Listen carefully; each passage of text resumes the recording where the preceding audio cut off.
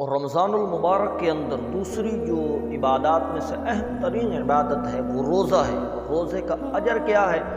تو امام الانبیاء صلی اللہ علیہ وسلم نے فرمایا، اللہ فرماتے ہیں کہ میں ابن آدم کے ہر نیک عمل کا ثواب اور اجر 10 سے 100 گنا تک بڑھا دیتا ہوں، لیکن روزہ اس سے مستثنیٰ ہے، اس لیے کہ روزہ میرے لیے ہے اور میں خود اس کی جزا دوں گا۔ تو دن قیامت کے ہر نیک عمل کی جزا فرشتوں کے ذریعے دلوائی جا رہی ہوگی، زکوٰۃ کی جزا فرشتوں کے ذریعے دلوائی جا رہی ہے، جہاد کی جزا فرشتوں کے ذریعے دلوائی جا رہی ہے، لیکن جب روزے دار آئے گا تو روزے دار کے بارے میں ارشاد ہوگا، روزہ میرے لیے تھا اور میں ہی رب ہی اس کی جزا دوں گا، اس لیے کہ روزہ بندے اور رب کے درمیان ایک راز ہے اور دوسرے کو پتہ نہیں چلتا کہ اس نے روزہ رکھا ہوا ہے یا نہیں، اور روزے کی کیفیت کو رب کے سوا کوئی نہیں جانتا۔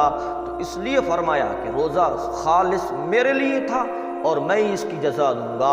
اور بعض علماء کرام فرماتے ہیں کہ وانا اجزا بھی، اس کو اس طریقے سے پڑھا گیا ہے کہ رب فرماتا ہے کہ روزہ میرے لیے ہے اور میں خود رب اس کی جزا ہوں۔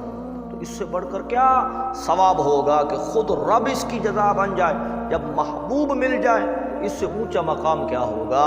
تو روزے کی فضیلت امام الانبیاء صلی اللہ علیہ وسلم نے ایک روایت کے اندر یہ بھی بیان فرمائی۔ آپ صلی اللہ علیہ وسلم نے فرمایا، روزہ اور قرآن، الصیام والقرآن یشفعان للعبد، کہ روزہ اور قرآن دن قیامت کے بندے کی شفاعت کریں گے، اس کے حق میں بولیں گے، اور روزہ کہے گا مولا میں نے سارا دن اس کو بھوکا پیاسا رکھا، اور قرآن کہے گا مولا یہ قیام کرتا رہا ہے، یہ قرآن کی تلاوت سنتا رہا ہے، ہم دونوں اس کی شفاعت اور سفارش کرتے ہیں۔ تو قرآن اور روزے کی شفاعت کو قبول کیا جائے گا۔